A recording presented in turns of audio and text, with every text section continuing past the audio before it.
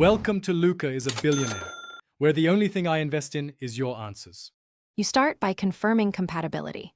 Make sure your Chromebook has a USB-C port that supports storage devices and that you can access files from external drives. Once done, back up everything to cloud storage or another drive. You will be moving files and changing defaults.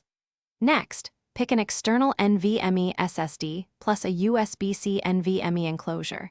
This gives near-internal speeds and durability versus SD cards. Make sure enclosure supports USB and your Chromebook. You now connect the SSD and its enclosure to the Chromebook and wait for it to appear in files. Next, format the drive. Choose XFAT if you want cross-device compatibility, or Ext4 if you only use Linux apps. Formatting erases data, so double-check backups. Once formatted, drag your large folders, downloads, media, archives to the external drive.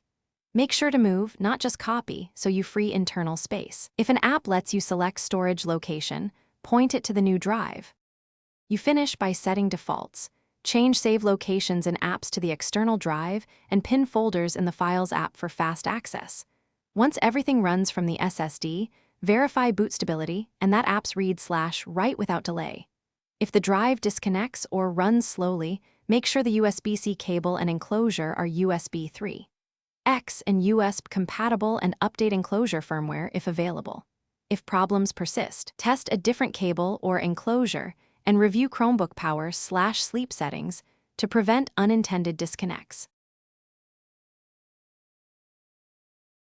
Thanks for watching and please subscribe. It's the best investment you'll ever make.